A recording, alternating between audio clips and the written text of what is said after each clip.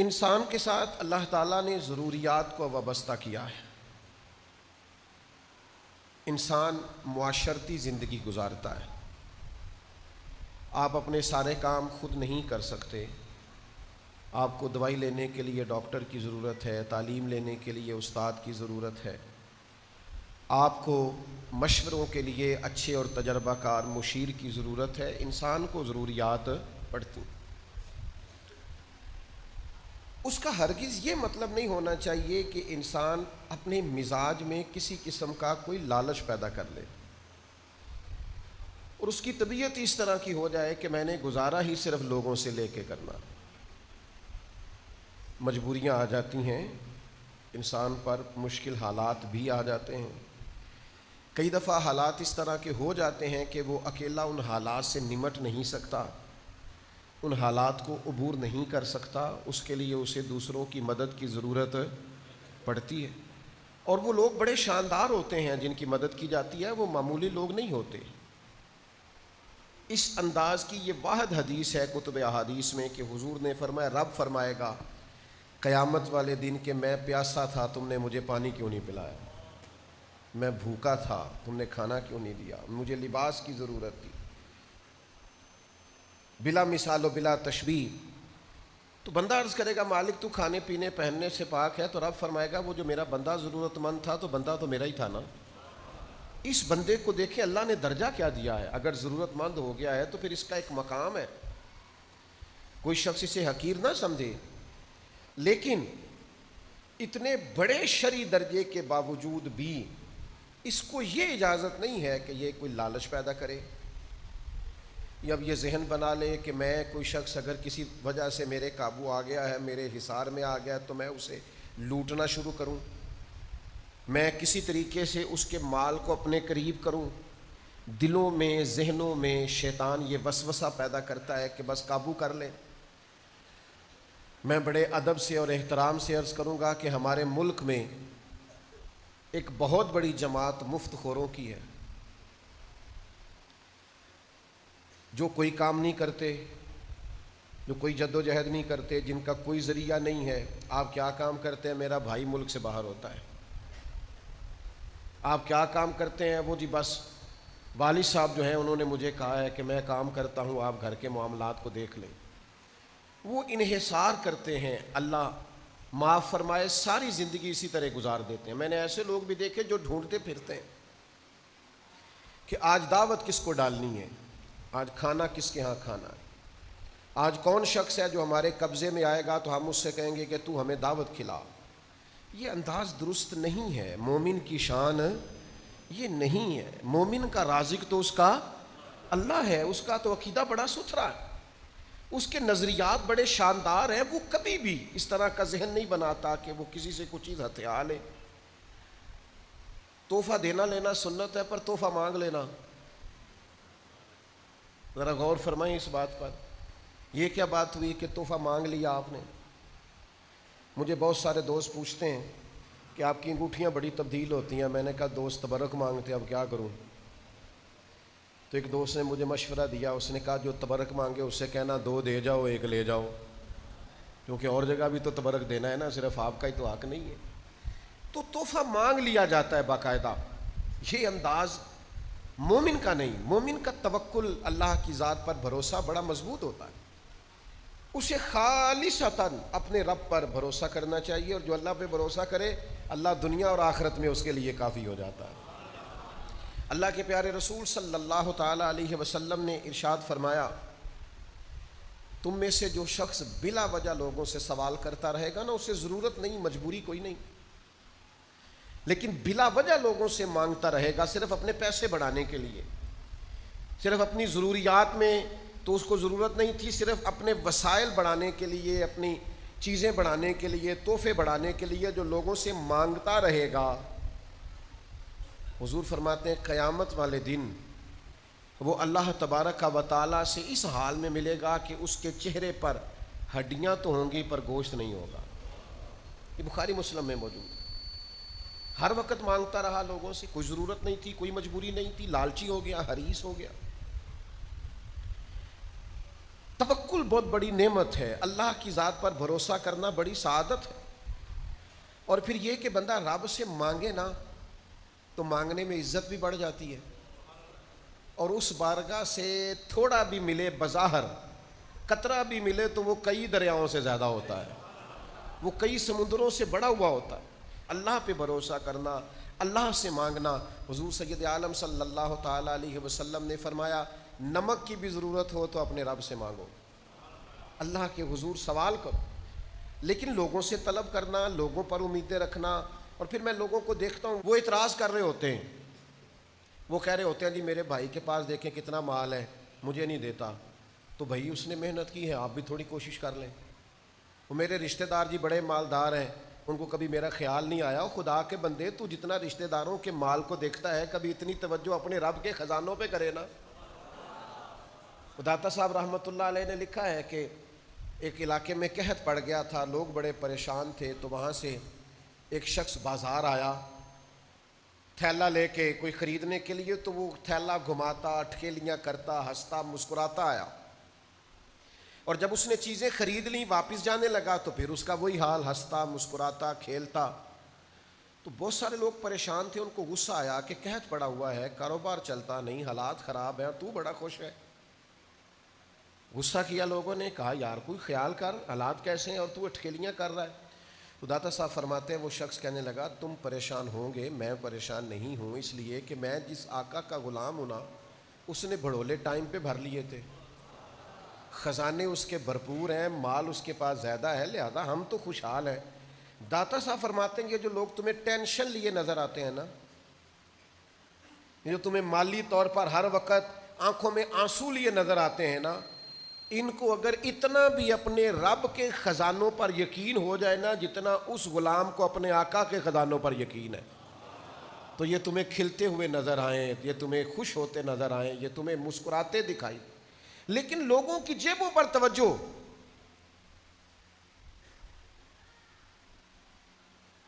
اور مانگنے کا نیا سے نیا سٹائل، طلب کرنے کا نیا سے نیا رنگ، نیا سے نیا ڈھونگ، نئی سے نئی واردات، ایسا ایسا طریقہ، ایسے ایسے شاندار لباس میں لوگوں کا آنا، اور اس طرح سے مطالبہ کرنا کہ جو سمجھ سے بالا تر ہے۔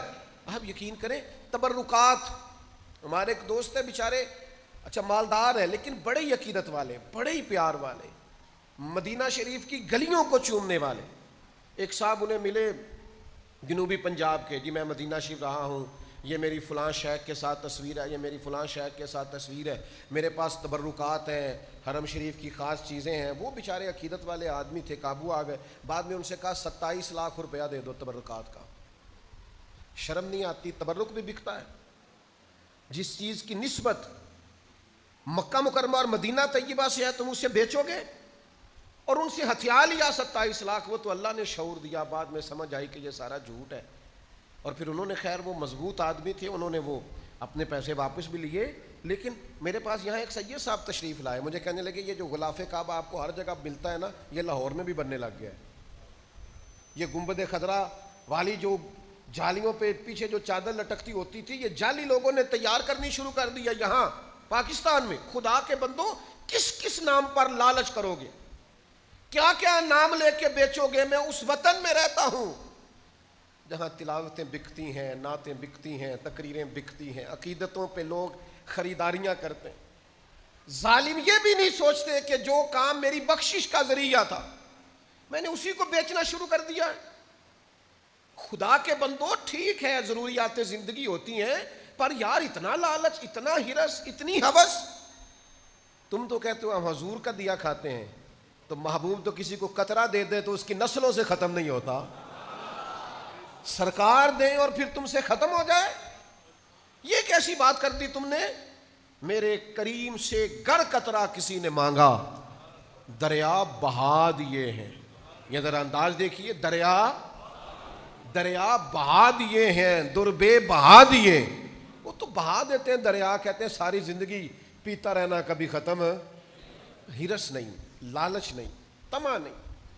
آپ اللہ تبارک و تعالیٰ کی بارگاہ کی طرف رجوع کریں، رسول کائنات کی بارگاہ کی طرف رجوع کریں، لیکن یہ مزاج. اور پھر ایک بزرگ تھے، پہلے غریب تھے پھر امیر ہو گئے، تو کسی نے مبارک دی کہ شیخ مبارک ہو، اللہ نے بڑے مال دے دیا. فرمانے لگے یار چھوڑ، پہلے ٹھیک تھا، جو پیار کرتا تھا ہم سے تو کرتا تھا نا، اب تو جو پیار کرتا ہے جیب سے کرتا ہے. اب تو لوگوں کو نظر آتا ہے کہ ادھر بھی مال ہے ادھر بھی مال ہے. پہلے 2-4 سجن تھے، پر تھے وہ جو ہماری ذات سے پیار کرتے تھے، انہیں ہم اچھے لگتے تھے. اب تو وہ جو چاندنی چاروں طرف چمکتی ہے نا، بے قدرہ نے قدر نہیں کیتی خوب تسلی ہوں. او بھائی تھوڑا اپنی زندگی کے اندر اس سے چند قدم پیچھے ہٹیں، اپنے رب پر بھرو. اور پھر میں آپ کو ایک بات عرض کروں، ہم نے ان لوگوں کی بھی باتیں سنی ہیں جن سے لوگ سوال کرتے ہیں. میں نے پیسے کے معاملے میں لوگوں کو باتیں کرتے دیکھا ہے کہ میں کیا کروں جی، بھائی کا بوجھ بھی مجھ پہ ہے، فلانے کا بھی مجھ پہ ہے، فلاں بھی مجھ سے. باتیں کرتے ہیں لوگ. آپ ذرا کہیں دین کے لیے کہہ کے دیکھیں، آپ کسی دوست سے کہیں نامینیٹ کر کے یار یہ کام ہے، آپ چہروں کا رنگ بدلتا دیکھیں گے، آپ کیفیت بدلتے دیکھیں گے. لوگ کرسیاں گھما کے رخ پھیر لیتے ہیں، کہتے ہیں آپ نے بھی یہ کہنا شروع کر دیا ہے، آپ بھی یہاں تک آ گئے. حضرت امیر معاویہ رضی اللہ تعالیٰ عنہ سے کسی شخص نے ایک دفعہ پوچھا کہ حضرت آپ نے بڑی جنگیں لڑی، سالوں حکومت کی، زندگی میں پیچ و تاب دیکھے، مشکل کام کیا ہے؟ فرمایا مشکل کام ہے کسی بندے سے چندہ لینا، یار دینا، یہ جہاد کے لیے ضرورت ہے. دنیا کا مشکل کام ہے. آپ کسی سے بھی بات کر، تو بھائی آپ کا خیال ہے کہ آپ نے بڑی چالاکی دکھائی اور آپ بڑے سمارٹ تھے اور آپ کی گفتگو بڑی لچھے دار تھی اور آپ کی باتوں میں بڑی معنویت تھی، تو سامنے والے نے فٹافٹ اپنی جیب سے آپ کو نکال کے دے دیا؟ ایسا نہیں ہوتا. وہ کوئی اور ہوتے ہیں جو کہتے ہیں میری سعادت ہے آپ نے مجھے کام بتایا، ورنہ لوگوں کے چہرے بدل جاتے ہیں. وہ تنہائی میں باتیں کرتے ہیں، وہ داستان سرائی کرتے ہیں، وہ لوگوں کو بتاتے ہیں. یوں تو ہر ایک کو شیطان سے ڈر لگتا ہے، پر مجھ کو اس دور کے کچھ انسان سے ڈر لگتا ہے، اور جس کی ہر بات میں پوشیدہ ہو نشتر کی چبھن، ایسے ہر صاحب احسان سے ڈر لگتا ہے. جو احسان جتلائے گا وہ نشتر کی طرح چبھے گا. کیوں آپ ادھر ادھر دیکھتے ہیں؟ 3 جوڑے بڑے کافی ہیں. ایک روٹی دوپہر میں کھا لی جائے نا تو وہ انسان کے 24 گھنٹوں کے لیے کافی ہوتی. میرے ابا جی کہا کرتے تھے پتر دانے پالو پڑولے چ تے اچار پالو مرتبانے چ تے پرواہ نہیں.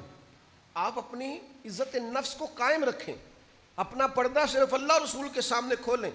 دنیا کچھ بھی نہیں دیتی میرے دوستو، سوائے اس کے کہ رسوا کرتی ہے، سوائے اس کے کہ باتیں کرتی ہے. یتیموں کے بارے میں ہم نے باتیں کرتے لوگوں کو سنا ہے کہ ٹھیک ہے والد چلا گیا لیکن ساری زندگی کاروبار کیا، وہ پیسے کدھر ہیں؟ کدھر ہے ان کا مال؟ چھپایا ہوا انہوں نے، رکھا ہوا ہے. ایسا تھوڑی تھا کہ ابا چلا گیا تو ان کے پاس کچھ نہیں. وہ جن کو آپ سمجھتے ہیں نا سرپرست ہیں، چاچے بابے ہیں، فلانے ہیں، اللہ ماشاء اللہ، وہ تو لمبی چوڑی گفتگو کرتے ہیں. خدا را اپنے معاملات کو سمیٹیے، قربان جائیں میرے رسول پاک کے انداز تربیت پر. حضرت صوبان بن مالک نے کہا، یعنی حضور نہ اس طرح کا اپنا غلام چاہتے ہیں. اور ذرا دیکھنا یار بھلا میں کیا کہنے لگا ہوں، نبی پاک نہ اس طرح کا سجانا، سوارنا، نکھارنا، تعمیر کرنا چاہتے. حضرت صوبان بن مالک بڑے عاشق قسم کے صحابی ہیں. عاشق یہ وہی ہیں جو مسجد میں بیٹھ کے رو رہے تھے تو حضور نے پوچھا کیوں روتے ہو؟ عرض کی حضور آپ کے بغیر دل نہیں لگتا. تو کریم نے فرمایا روتے کیوں ہو؟ یا رسول اللہ یہ سوچ کے رو رہا ہوں کہ جنت میں کیسے زیارت ہوگی. او جنت میری کس کاری جتھے یار نظر نہ آوے. اللہ نے قرآن نازل کر دیا، فرمایا محبوب جو آپ کے ہوں گے گویا وہ جنت میں بھی آپ کے ساتھ ہی ہو، جو پیروی کرنے والے ہوں گے. حضرت صوبان بن مالک نے ایک تو بیعت کر لی نا اسلام کی، ایک دن پھر عرض کی حضور مجھے بیعت کر لیں. حضور نے فرمایا ایک شرط ہے. یا رسول اللہ آپ کی بھی شرط ہے؟ حضور بیعت کر لے، فرمایا ایک شرط ہے. کہا تھا نا حضرت بیدم نے کہ پینے کو تو پی لوں گا پر شرط. ہم یہ نہیں کہتے، ان کا کوئی مقام ہوگا انہوں نے کہا ہوگا، ہم بھی کبھی کبھی کہتے ہیں پینے کو تو پی لوں گا پر عرض ذرا سی ہے. ہم ذرا مسکین ہے نا، شرط نہیں لگا سکتے. محبوبوں کو شرطیں کون لگائے؟ پینے کو تو پی لوں گا پر عرض اجمیر کا ساقی ہو، بغداد کا مے خانہ. یہ کبھی مہربانی ہو جائے نا، اس رستے ملے تو پھر ساقی تیری خیر تیرے میں کدے کی خیر. حضرت صوبان نے عرض کی حضور بیعت کر لے. تو محبوب فرمانے لگے ایک شرط ہے. ایک، میرا دل کرتا ہے نہ بتاؤں آپ کو شرط، یا پھر پکے ہوئیے شرط پہ بتا دوں. ایک شرط ہے. یا رسول اللہ کون سی؟ فرمایا میرے ہاتھ پہ ہاتھ رکھ کر بیعت. آج کے بعد کسی بندے سے سوال نہیں کرے گا. گویا یہ ادھر دیکھنا میری طرف، او نوجوانوں ادھر دیکھنا.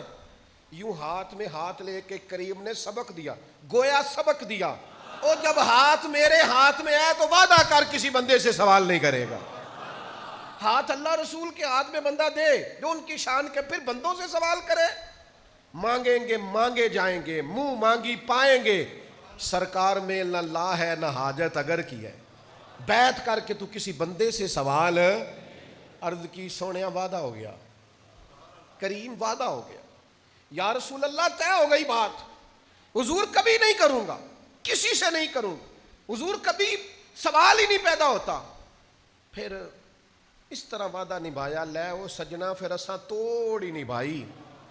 گھوڑے پہ بیٹھے، درہ ہاتھ سے گر گیا، قریب خادم کھڑا ہے لیکن خود گھوڑے سے اترے، درہ اٹھایا. اس شخص نے کہا جو قریب کھڑا تھا، ایک شخص قریب کھڑا تھا، اس نے کہا جناب مجھے کہہ دیتے. تو آنکھوں میں آنسو باہر آئے. فرمانے لگے کیسے کہہ دیتا، میں نے وعدہ جو کیا ہے. کبھی کسی سے سوال چھوڑ دو یار، ہمیں کیا مجبوری ہے. تھوڑی بے نیازی دکھاؤ. بے نیازی بڑی چیز ہے. آپ کے پاس خشک روٹی ہو اور آپ کے پاس اچار کی ڈھلی ہو، اس میں پھر خودداری ہوتی ہے، اس میں کوئی مزہ ہوتا ہے، اس میں کوئی سرور ہوتا ہے. وہ جو دوپہر کو ہم سکول سے آتے تھے اور آ کے کہتے تھے اماں جی روٹی کھانی ہے، تو اماں کہتی تھی پتر سالن تے کوئی نہیں تے میں تو تھوڑا جی چٹنی نہ بنا دیا. تو پوچھ لینا میری طرح کے سب لوگوں سے، وہ چٹنی کیا ہوتی تھی؟ دھنیا تھوڑا سا ڈنڈے کے ساتھ دوہری میں تیار کیا جاتا تھا، تھوڑی سی لسی، ہلکی پھلکی اس کے اندر نمک اور مرچ، پر بنائی اماں نے ہوتی تھی نا. تو پھر کوئی اس کا مزہ تھا، کوئی اس کا ذائقہ تھا. پھر محسوس ہوتا تھا کہ دنیا میں جنہوں نے بڑے بڑے ڈپلومے کیے نا، شیف بنے، ان سے کہیں آؤ ذرا لائن میں کھڑے ہو، میری ماں تمہیں سکھائے گی ذائقہ کسے کہتے ہیں، آؤ نہ اسے. اور کبھی اگر اماں یہ کہہ دیتی نا روٹیاں پکاتے پکاتے کہ پتر اٹھ کے نہیں آیا جاتا، پیڑھی پھاڑتے تھے میرے کول ہی آ جا، اوئے ہوئے، پھر تو یوں لگتا تھا کہ جیسے نا ساری رحمتیں جھوک کے آ گئی ہیں اور کرم کی برکھا گویا برس رہی ہے. اتنے میں نے زندگی میں بڑے بڑے مہنگے ہوٹلوں پہ بھی جا کے دیکھا ہے، پر وہ مزہ دوبارہ آیا نہیں. تو یاد رکھنا، عزت نفس کا خیال رکھنا ہے. یہ چھوڑ دیں آپ. میں پھر ایک دفعہ عرض کروں گا، ایک لمبی لسٹ ہے مفت خوروں کی. بڑے سیانے بیانے دو بندے نا ایک جگہ پہ بیٹھے تھے. یہ میں نے پرسنل میری آنکھوں کے سامنے واقعہ ہوا. بڑے سیانے بیانے بندے ایک پھٹے پہ بیٹھ کے دہی بھلے کھا رہے تھے اور علاقے میں معزز شمار کیے جاتے، کچھ دینی تعارف رکھتے. تو ان سے ایک صاحب نے کہا کہ آپ یہاں سرے عام بیٹھ کے دہی بھلے کھا رہے، کو دیکھ لیں تو کیا کہ یار یہ مذہبی ہیں اور مذہبی تعارف رکھتے ہیں. تو ان میں سے ایک آدمی بڑی بے باکی سے بولا، کہنے لگا جے کو ویکھ لے گا تو کی ہونا ہے، جیڑا ویکھے گا وہ پیسے دے گا. جب قوموں کا یہ مزاج بن جائے نا، کہنے اسی تے چاہنے ہیں کو ویکھے، جیڑا ویکھے گا وہ. مولوی تے پیر بھی پیسے نہ دین لی تیار ہوندے نے. کوئی سودا لے آئے تے پیسے پولیس والے بھی کاٹ ہی دیندے نے. اور بھی ڈھیر سارے لوگ ہیں جو کہتے ہیں جی میں سرکاری ملازم ہوں. تو بھائی آپ پہلے بھی تو ہم سے ٹیکسوں کی مد میں لے رہے ہیں نا، اب اور بوجھ ڈال رہے ہیں. تو مفت خوری کے مزاج سے باہر آئے آپ تھوڑا سا رویہ. میں ایک جگہ پہ چلا گیا، اب تو میں ڈائریکٹ کبھی جاتا ہی نہیں، مجھے اب موقع نہیں ملتا. ایک جگہ پہ میں سودا لینے چلا گیا تو وہ بندہ بار بار کہے حاضر جناب. میں اسے کہوں یہ چیز نکال دے، حاضر جناب یہ چیز نکال دے. میں انہوں آخیا تو ایڈا وش وش نہ جا، میں تینوں پیسے دے کے جانا ہے انشاءاللہ، تو غیر حاضر ہی چنگا ہے. کہنے لگا کہ نہیں میں تھوڑے کو پیسے لینا چنگا تو نہیں لگتا. میں کہا پر میں مفت لینا بھی نہیں چنگا لگتا. ہاں یہ آرزوئے کرم اور میں آپ سے کروں، یہ بھیک اس کو دیجئے جس کا خدا نہ ہو. اللہ رسول سے مانگیں گے، رب رسول نے اتنا دیا ہے، وہ دیا ہے جو کبھی خواب میں بھی نہیں سوچا تھا. ادھر ادھر کیوں دیکھیں، ادھر سے نہ دیکھیں جدھر سے بھر بھر کے ملتا ہے. تو لہٰذا اپنی زندگی میں یہ جو مزاج ہے نا مفت خوری کا، اس سے ذرا باہر آئیں. تھوڑی ان چیزوں سے مجھے باتیں یاد آ رہی ہیں. میری طبیعت نہیں ہے پر حافظہ ذرا اچھا ہے، باتیں میرے ذہن میں محو رہ جاتی ہیں. ایک صاحب نے نا ایک دکان پہ، میں ویلڈنگ کا کوئی کام کرانے کے لیے بیٹھا ہوا تھا، تو موٹر ٹینکی لائے وہ پانی والی گھر سے. تو وہ تھوڑی سی انہوں نے ٹینکی کو نا اس سے ویلڈ کرایا، تو اٹھا کے چلنے لگے. تو بندہ کہنے لگا جی وہ 300 روپیہ دے دیں. کہنے لگا بچے پانی پین کے تینوں ثواب ہوئے گا. تو وہی بڑا سیانا تھا، کہتا ہے مسجد دیے. میں نے کہا نہیں جی ہے تو گھر دی. تو کہندا پھر مینوں 300 دے, میرے بچے روٹی کھان گے, تینوں بھی ثواب ہوئے گا. عجیب فلسفہ ہے نا ثواب کا بھی ہمارا. تو میں بڑا محظوظ ہوا, ہنس ہنس کے میرا کوئی حال نہ رہا وہاں. میں نے کہا کمال ہو گئی ہے نا, ثواب کا کیا ترجمہ کیا ہوا ہے, مفت خوروں کی لمبی لسٹیں. یہاں ایک صاحب آئے ایک دفعہ, مجھے کہنے لگے اعلان کر دے میرا, لوگ مجھے میرے ساتھ تعاون کریں, میں نے عمرے پہ جانا ہے. میں نے کہا نفل کام کے لیے چندہ مانگنا جائز ہی نہیں. اللہ نے کہا من استطاع الیہ سبیلا, جس کے پاس طاقت ہو آئے. مانگ مانگ کے آپ جائیں گے کیوں؟ او خدا را مجھے معاف کر دینا, میں اس وطن کا رہنے والا ہوں جہاں سے لوگ ویزا لے کے عمرے کا جاتے ہیں اور بیت اللہ میں جا کے مانگتے ہیں, مدینے میں مانگتے ہیں. میں نہیں جانتا, مجھے نہیں تعارف, لیکن اللہ کے گھر میں بیٹھا ہوں, آپ مجھ پر اعتبار کریں گے. میں شرم سے اس دن پانی پانی ہو گیا جس دن مجھے پتا چلا کہ پاکستان کا ویزا چند ملکوں نے اس لیے بند کیا ہے کہ یہاں آ کے مانگتے ہیں. یہ ہمارا تعارف ہے دنیا میں, یہ ہمارا سٹائل ہے کہ آپ ویزا لے کے کسی ملک جا رہے ہیں اور مانگ رہے ہیں.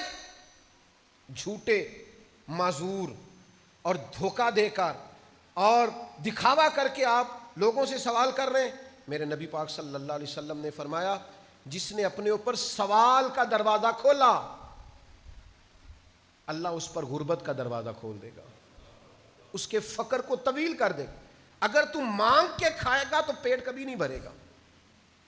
اگر تم مفت خوری کا مزاج پیدا کرے گا تو یہ پیاس اور بڑھے گی, یہ طلب اور بڑھے گی, یہ تیرے اندر اور کیفیات جم جائیں گی.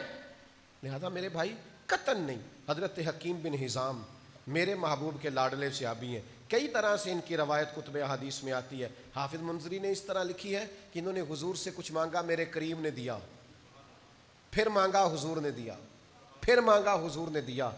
آخر میں کریم فرمانے لگے میرے ساتھ وعدہ کر اب کسی سے سوال نہیں کرے گا. یہ کبھی روایتیں پڑھتا ہوں تو پھر نیچے حاشیہ لکھتا ہوں, اور وہ کچھ ترجمے ایسے کرتا ہوں وہ ڈرتا بھی ہوں, تو ڈر ڈر کے سیم کے اس روایت کے نیچے بھی میں نے لکھا ہے گویا حضور نے ان سے کہا کہ جب 3 مرتبہ میں نے جو دے دیا ہے اب زندگی میں کسی سے سوال اب نہیں سوال کرنا. حضرت ابو بکر صدیق نے پیغام بھیجا کہ مال غنیمت میں آپ کا حصہ آ کے لے جائیں, فرمایا مجھے نہیں چاہیے, حضور سے وعدہ کیا. حضرت عمر اپنے دور خلافت میں بار بار پیغام بھیجتے رہے کہ حکیم بن حزام سے کہیں آ کے لے جائیں اپنا حصہ مال غنیمت میں سے, فرمایا میں نے نہیں لینا, حضور سے وعدہ کیا ہے. ایک دفعہ اتنا پیغام بھیجا جناب عمر نے کہ پھر حضرت عمر لوگوں سے فرمانے لگے سارے گواہ ہو جاؤ, میں نے حکیم کو بڑے پیغام بھیجے ہیں لیکن وہ اپنا حصہ لینے کو آتے. اور میرے بھائیوں توکل اللہ کی ذات پر, بھروسہ, ان چیزوں سے تھوڑا اٹھ کر باہر نکلیں. یہ کیا بات ہوئی کہ ہم سارے ڈھونڈتے پھرتے ہیں, ہم ان چکروں میں پڑتے ہیں. مجھ سے ایک علامہ صاحب ناراض ہو گئے اور بڑے گہرے قسم کے ناراض ہوئے. میں نے کہا کہ میں چاہتا ہوں بچوں کو نا مدرسے میں دنیاوی تعلیم بھی دی جائے, اور میری یہ خواہش ہے کہ یہ کسی ادارے میں جا کے نوکری کریں, کسی بڑے ادارے میں یا اچھی جاب پر بیٹھیں یا بزنس کریں. تو مسجد کا کام جو ہے نا وہ فی سبیل اللہ کریں گے, ساری زندگی چندے نہ جمع کریں. تو کہنے لگے اس طرح تو بچے توجہ ہی نہیں کریں گے مسجدوں میں. وہ تھوڑے ناراض ہو گئے, کہنے لگے آپ ان کو اگر دنیاوی تعلیم پڑھا دیں گے تو یہ توجہ ہی نہیں کریں گے. تو میں نے کہا بس سمجھ لیں آپ, جو بندہ بے نیاز ہوتا ہے نا, جو بندہ بے نیاز ہوتا ہے پھر دولت کے پیچھے وہ نہیں بھاگتا, دولت اس کے پیچھے بھاگتی ہے. ہم چاہتے ہیں یہ بے نیاز بنے. یہ چندوں کا جو مزاج ہے, آج چونکہ موضوع ہے تو مجھے ساری باتیں کہنی پڑیں گی. وہ جو فٹ بال کی ٹیم بنتی ہے نا محلے میں, وہ بھی چندہ اکٹھا کرتی ہے کہ ہم نے فٹ بال خریدنے. جو ہاکی کی ٹیم بنتی ہے وہ بھی چندہ اکٹھا کرتی ہے کہ ہم نے وردیاں لینی ہیں. کرتے ہیں کہ نہیں؟ تو جب آپ بچپن میں ہی لوگوں کو اس کام پہ لگا دیں گے تو بڑے ہو کے اللہ پہ بھروسہ کریں گے. کرکٹ کی ٹیم, کرکٹ کی, وہ کہتے ہیں جی آپ چندہ ہمیں دے دیں, فلاں آدمی کو بلا لیں گے میچ پہ, تو وہ اس کے بیج بنے ہوئے ہیں, پشتوں پہ لگے ہوئے ہیں, اور یہ فلانی کمپنی نے ہمیں جناب شرٹس لے کے دی ہیں. خدا کے بندو, ایک کرتا تو بندہ خود سلوا ہی سکتا ہے. تو تھوڑا سا قوم کو ہمیں اس مورال کو بلند کرنا پڑے گا. اب یہ کہ میں وہ بات بھی کروں جس نے ہمارا یہ ماحول بنایا ہے. ہمارے حکمران پتہ کیا کرتے ہیں, بلوں میں کبھی قوم کو گنجائش نہیں دیتے. انہیں مہنگائی انہوں نے کم نہیں کرنی ہوتی. انہوں نے کہنا ہوتا ہے وہ اس طرح کرو, آپ اپنے اپنے شناختی کارڈ لے کے آ جاؤ, وہاں نا بٹنے لگا ہے, مفت کا آٹا وہ لے لو, وہاں تمہیں راشن ملے گا, وہ لائنوں میں لگ کے لے لو, اور جناب وہ تمہیں 3,000 روپے فلاں انکم سپورٹ کے نام پر تمہیں ملیں گے, وہ لے لو. قوم کو آپ بناتے ہی بھکاری ہیں. آپ یہ مزاج ہی نہیں بناتے کہ آپ ان کو ویسے آسانی دیں. ان کا آپ بجلی کا بل کم کریں, گیس کا بل کم کریں, ٹیلی فون کا بل کم کریں, بچوں کی فیسوں میں آپ کمی لائیں, کتابیں سستی کریں, آپ گروسری کا سامان سستا کریں تاکہ لوگوں کو مانگنا ہی نہ پڑے. لیکن آپ قوم کو بھکاری بناتے ہیں. آپ کہتے ہیں وہ لائن میں آ کے لوگوں راشن ملے گا, وہ لائن میں آ کے لوگوں آٹا ملے گا. یہ مزاج مومن کا یہ مزاج نہیں ہے. مومن تو اپنے رب سے مانگتا ہے, وہ اللہ سے. اور پھر آپ ظلم یہ کرتے ہیں کہ پردہ دار عورتیں اور بوڑھی عورتیں بیچاری لائنوں میں کھڑی ہیں اور آپ دھکے پلا رہے ہوں. تو خدا را واپس آئیں, اللہ کی ذات پر بھروسہ کریں, اپنے رب کے حضور ہاتھ دیکھیں نا. ان لفظوں کا کبھی آپ حسن محسوس کریں نا. حضور سید عالم علیہ السلام نے فرمایا, میں وہ روایت بھی آپ کو سنا چکا ہوں کہ جس میں رب فرماتا ہے کہ وہ میرا بندہ اگر بھوکا تھا تو بندہ تو میرا ہی تھا نا, تو نے کیوں نہیں دیا. اس غریب کی شان اپنی جگہ پہ ہے, لیکن اللہ کے محبوب نے 2 جملے کہہ کے بات کو بڑا کھول دیا. حضور فرمانے لگے اوپر والا ہاتھ نیچے والے ہاتھ سے بہتر ہے. اوپر والا ہاتھ نیچے والے ہاتھ سے. آپ ساری سیرت کی کتابیں پڑھیں, ہر سیرت نگار نے لکھا ہے نبی پاک کے گھر میں مہینہ مہینہ چولہا نہیں جلتا تھا, اور اسی شخص نے 2 صفحے چھوڑ کے یہ بھی لکھا ہے جو دروازے پہ مانگنے آتا تھا اسے جھولی بھر کے عطا کیا جاتا تھا. تو اپنے مزاج میں سخاوت پیدا کریں, آپ دینے کا مزاج بنائیں, آپ بانٹنے کی لوگوں کی تربیت کریں. لیکن طبعاً بعض لوگ ایسے ہیں جن کا مزاج اس طرح کا بن گیا ہے کہ وہ مفت خور رہ کے جینا چاہتے ہیں, وہ دوسروں کے سہارے وقت گزارنا چاہتے ہیں. اس بات کو کبھی نہ بھولیے گا. ہو سکتا ہے اس طرح آپ کے پاس پیسے بھی آ جائیں, کھانا بھی اچھے سے اچھا مل جائے, آپ کو کوئی سواری بھی گفٹ کر دے, سیل فون بھی بڑا مہنگا آپ رکھ لیں, یہ ساری چیزیں آپ کے پاس ہوں گی, پر عزت نفس نہیں ہوگی, خودداری آپ کے پاس نہیں ہوگی, وقار آپ کے پاس نہیں ہوگا. اپنی دنیا آپ پیدا کر اگر زندوں میں ہے, یہ سوال کی مصیبت سے بچیں, اللہ کی طرف رجوع رکھیں. اور سہارے بزدل لوگ تلاش کرتے ہیں, جو بہادر ہوتے ہیں وہ تو سہارے دیتے ہیں, لہذا سہارے دینے کا ارادہ کریں. آپ ان چیزوں سے باہر آئیں. مضبوط بھروسہ رزق دینے والا اللہ. تو اللہ جب دینے والا ہے پھر اللہ رسول سے مانگیں گے, پھر ہمیں ادھر ادھر دیکھنے کی کوئی حاجت, اس پر مضبوط ہو جائیں. آپ دیکھیں گے زندگی قرار میں آ گئی.